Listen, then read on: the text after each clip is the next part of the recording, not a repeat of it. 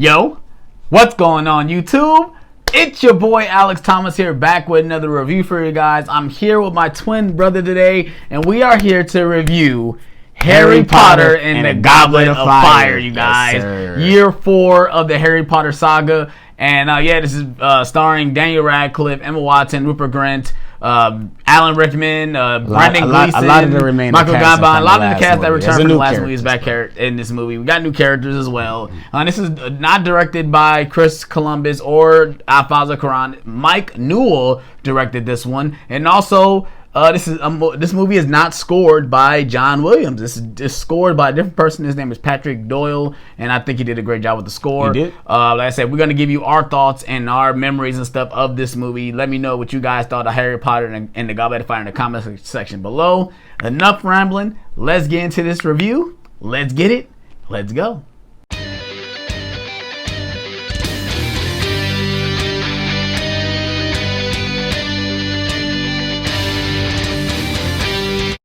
All right, Myron. What are your thoughts on Harry Potter and the Goblet of Fire? You already know. Just say it, bro. Just say it. This is the one where shit gets real, bro. I'm telling you. Yes, this sir. The one where I'm sorry, bro. It's gonna be a lot of crying in this. Yeah. You know what I'm saying? It's a lot of crying. Right off the bat, I don't think I've said this in every single review, but spoiler alert, because if you guys have not seen these movies, most of these movies are closing in on 20 years old. Exactly. So just expect to be spoiled, because we're going to talk about certain scenes that happen in this movie, especially towards the end. Now, like I said, my brother is right. This movie is rated PG-13. The first Harry Potter movie to be rated PG-13. Yep. So when I first saw it as a kid, what were our reactions? Shit is about to get real. Like, for sure. Somebody's either going to die or something dramatic is going to happen in this movie that is warranting a PG-13 rating. Yep. Because each of these other movies, like Prisoner of Azkaban, leaned on that dark element. But at this point, this is the darkest Harry Potter movie up to date. This movie is about Harry and the gang going into their 4th year of Hogwarts. And while they're in their 4th year, a big thing is coming to their school called the Tri-Wizard Tournament, where 3 schools come together to do these 3 magical contests. Yes. And it's fucking awesome. This movie right here, I remember the book. The book is like 700 pages. Thick. This book is huge. I remember when I first saw it in my face. I ain't even gonna lie, that's when I stopped. Bruh, I was like, what the hell am I about to read? And it took me a minute to read it.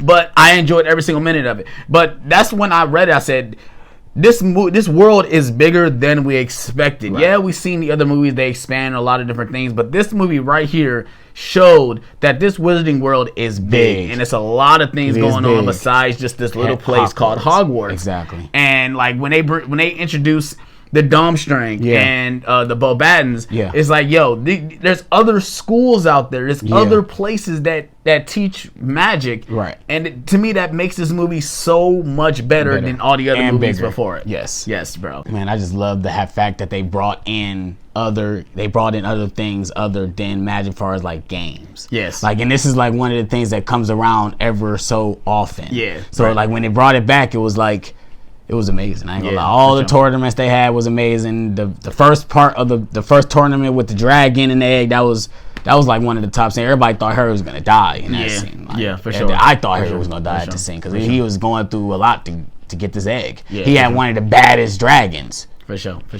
But like the movie starts off. One thing got to give credit to this movie. The movie starts off.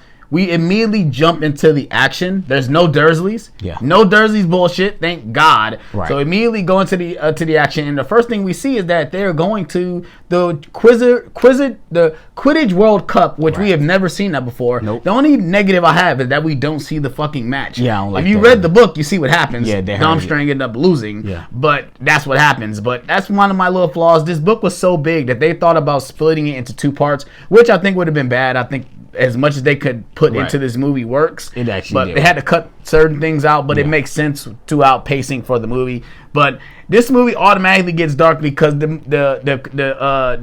cup gets attacked by Death Eaters, which is Voldemort's followers, which is also a hint that Voldemort is on the rise. His followers are trying to bring him back, and obviously towards the end of the movie, he actually eventually does come back. But the one thing I gotta love about this movie is that this movie has a certain dark tone, and it also has a levity of comedy. Would you agree that this is probably the funniest Harry Potter movie, bro? Yes. This is definitely the funniest Harry Potter movie. Because I remember we had the bootleg version. Yes, and the way the crowd reacted to certain scenes, it just get the hint that they are growing up and it's gonna be like this for the rest of the Harry Potter. It's gonna be just like this. Yeah, one thing I gotta give credit to this movie as well is that, like I said, there's certain dark elements into it, but they kind of balance it out with a level of comedy. And I think it works within this world that, we know that this movie is very dark, but you gotta lift the tension up just a little bit because these still are kids. You know, they're still going through adolescence and they're growing up, right? They're still teenagers at the end of the day. These are becoming young adults, and we gotta give credit to the actors.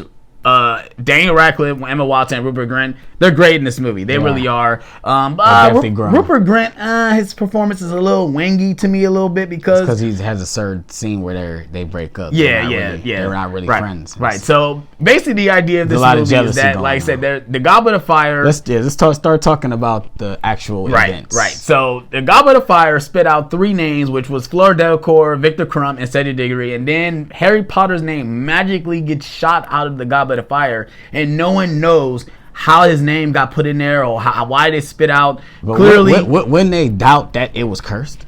No, because at this point, who knows? They didn't really know who did it because there's no 24/7 watch around the Goblet of Fire. Right, there wasn't. You know, somebody could have put it in there, but they don't know who did it. Right. And that's the one thing I did like is that Harry is put into a corner because he's really young. The rules was he had to be a certain age to put his name in the Goblet of Fire. Exactly. So he considered the youngest player. Right, ever to do it. Triwizard Tournament. Yes, for sure. And it does cause some rivalry between Harry and Ron. Yes, it does. Which in the book is expanded a lot more. Which I'm glad they kind of it's kind of quick in this movie. It does. And it's kind of upsetting because there's a scene where they're literally not talking and they're using Hermione to be like an owl to them. It's I don't really like this, but I don't like that part. I mean, they're teenagers, but it is what it is. Yeah. Which another thing I like about the comedy because it's pretty funny that they're doing this.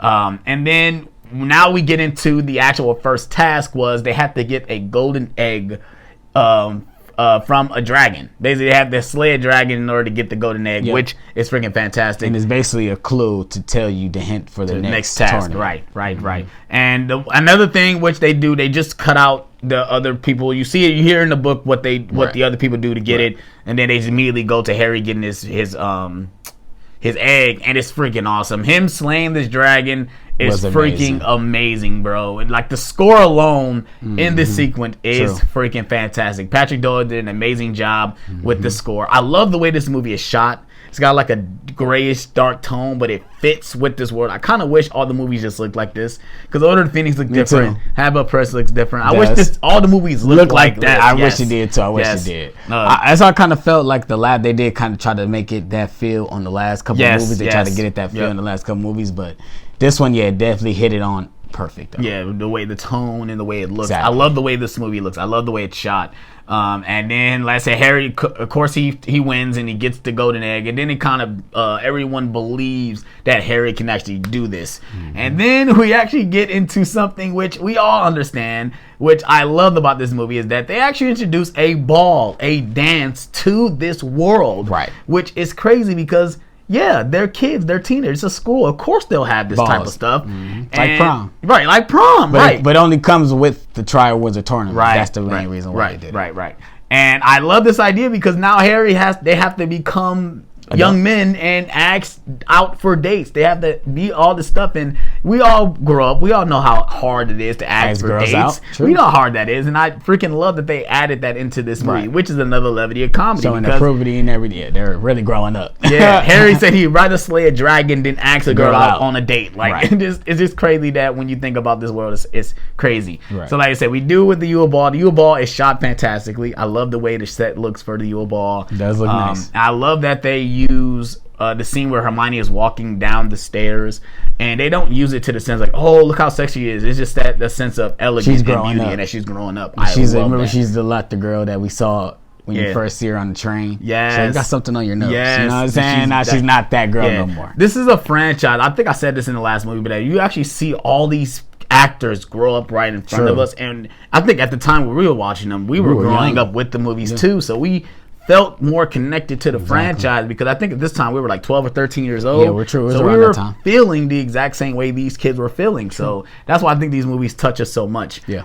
Then we get into the second task, bro. The underwater task, bro. And the way this scene is shot is fucking phenomenal, bro. Then they do it like in a big ass tank. They build a big tank in order for Harry to actually, the Daniel Radcliffe himself actually trained himself how to swim in underwater for a long period of time, which is fantastic. The idea was to basically recover something that was took from them, and it was basically people. It was their own friends, and I thought it was awesome. And then we get more into a controversy about who Mad-Eye Moody is. We get a death, and we get a couple deaths in this movie. Yeah. Clearly, we're going to talk about the one in a little bit. But then we get into the third task, which is the maze. Basically, it's the maze from The Shining. If you guys have seen The Shining, you guys know exactly what I'm talking about. But this is probably my least favorite task. Because if there are certain things taken out from the book that I wish they would have kept in there. There's literally like creatures and stuff, there's literally creatures inside. The only thing you really see is that the bushes were alive. That's the only thing that you see. And vines were taking them and stuff like that. And I mean, that would be okay, but I would like to see like you said, the creatures and stuff that they mentioned. I remember you telling me because I really didn't read further on the books. I'm like, yeah, this is long. I was lazy. I wait for the movie. I wait for the movie at this point in time. I was lazy. I was doing all this other stuff. I wasn't really focused. But I think this task alone is still good to watch. It's very claustrophobic. It brings the truthness of how they really want to work. They work together. Though. They really was working. Yeah. Harry was the biggest one out of everybody. Was willing to help people. Yeah.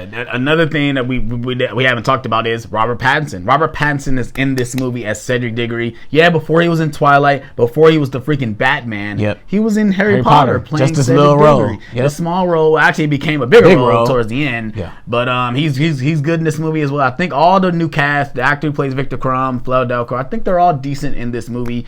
Cedric Diggory given the most role out of all the new actors.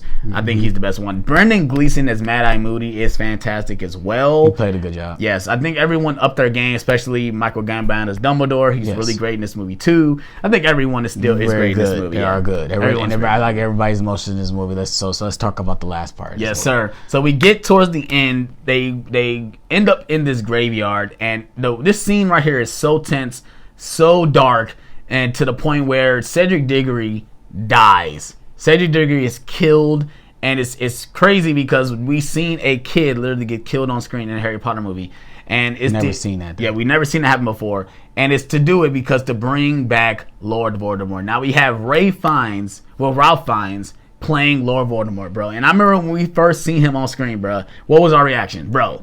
That's Voldemort. That's fucking Lord Voldemort, dude. And Ralph Fiennes played the role so perfect. So, like, snake-like. So scary. Yes. That it was perfect casting. I thought it was perfect as Voldemort. He really was right off the page. He was. There's a story that he talked to his, I don't know if he was talking to his kids or like his he had like, younger people talking to him. He was like, oh, I had this role for Harry Potter, and they're like, bro, you gonna play Voldemort? You gotta do it. Like, they literally told him he had to do it. True. And I think it was great. I think it was perfect that he's in this movie. The whole ending is great. The duel between Harry and Voldemort, bro. It's just, when you see that, that's what you know what you're gonna get. Yes. Every time. Yes. It's a hint of what to come in the near future when it comes to the battle between Harry and Voldemort. And it really shows that it's going to be hard for them to really kill each other. Yes. That really showed in this movie because they really are battling neck to neck this whole time. Yes. And that's really that they've been going at it ever since he's been born. Yes. They've been going neck and neck. For sure. I just think this whole ending is awesome, where the spirits of the parents come in and help them escape. It's awesome, bro. That whole sequence is awesome. Even Robert Pattinson came. Yeah. And then he came back, and for sure. That scene was one of the saddest scenes ever in Harry Potter history, next to Dumbledore dying. But this one, where Harry goes back to this, where the tournament started. Or at least the task started, and everyone is cheering, and Harry is over there breaking down, crying, and they haven't figured out what happened, and they see that Cedric Diggory is lying on the ground dead, and all Harry had to say is, "He's back, Voldemort is back," and it's sad because you get his father running up and screaming, saying, "That's my son." Bro, that scene right there, bro. I felt every instant. I said, bro, that's good acting right there, bro. Yes, that's how you supposed to react to when your son is dead, bro. Yes, sir. And I give it to him. I give it to the actor who played that son, that father role, bro. He did a good ass job as the father in that role. For sure. He had his son back the whole time. He was there and everything. For sure. I agree, man. And then so we get the ending confrontation where we found out that Mad-Eye Moody is not even Mad-Eye Moody. He is Barty Crouch Jr. in Polyjuice Potion. He's been toying his whole thing the whole time. He done locked Mad-Eye Moody in his little chest that he had in office, bro. And that bitch been going crazy the whole time. He been like, what is that? This is something I found in the world somewhere. I don't know what he said. Well, he tells Harry, he's like, I wouldn't bother you telling what's in there. Right. You wouldn't believe me if I did. Basically, it's me in there. Right. That's what basically he wanted to say. But. Yeah. But basically, we get the end climax where, everything is going to change now. Lord Voldemort is back. We see all these different things, all these different schools. A war is coming. Yes. Something dark is coming. That is what's about to happen in his last couple movies. Yes, sir. And it's going to be epic.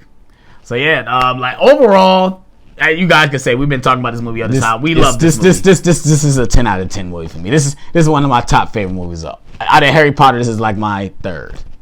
It's your third? Yeah, because the first Harry Potter movie is always going to be my number one because that's number one. Really? Wow, I didn't know that. I didn't know the first one was your number one. Wow, this is my favorite. Not talking about Deathly Hallows Part 2 because it's two-parter, but this is probably my favorite one out of all the main movies, just because it feels like it captures what Harry Potter is. It has that dark tone with that comedy. Yep. All the cast and characters are great in this movie. You feel like they know these characters right off the page. Regardless of what they had to cut out, it still was nicely paced. And I like I said, I love the score. I love the writing. Like I said, I love the direction that Mike Mignola did in this movie. And I think this is spectacular. It's 5 out of 5. I highly recommend this movie.